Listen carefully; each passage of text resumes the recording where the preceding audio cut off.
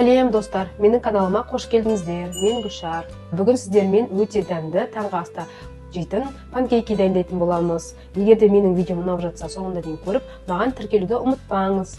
Бізге бүгін панкейки дайындау үшін 2 жұмыртқа, 8 шай қасық қант, разрыхитель теста, ұн және сұйық май қолданамыз. Ал панкейкімізді бетін безендіру үшін банан алдым мен және сгущенное молоко алдым. А егер сіздерде үйлеріңізде қандай жемістің түрі бар, сол жемістің түрін қолдануыңызға болады. Немесе мед қолдануыңызға болады. Олай болса бастайық. Бірінші 2 жұмыртқамызды алып, миксерлеп аламыз. Қантымызды қосамыз. 1 шай қасық разрыхитель қосамыз. Қантымыз ерігеннен кейін сүтімізді қосамыз. 150 грамм ұн қосып, 150 граммды ұнды сразу қоспаймыз. Яғни 2 бөлікке немесе 3 бөлікке бөліп қосқандарыңыз дұрыс болады. Қамырларыңыз сұйық болып кетсе, тағы да оны қосып жіберулеріңізге болады.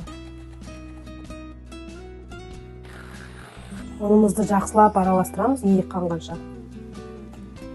Содан кейін 4 ас қасық сұйық май қосамыз.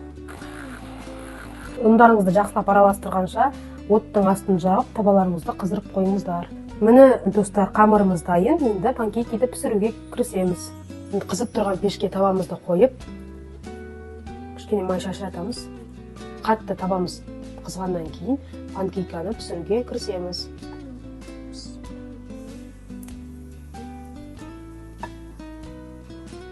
Ас қасықпен 2 ас қасықтай салып, осы видеода көрсетіп тұрғандай пісіріп аламыз. Панкейкеміздің піскенін, яғни бетіне көріп тұрғандай пузырькилар шыққан кезде, яғни біздің панкейкеміз пісті деген сөз. Сол кезде аударамыз. Міне достар, біздің панкейкамыз дайын болды. Осы менің рецептіммен дайындап көріңіздер, сіздерге ұнайды деген үміттемін. Ас болсын!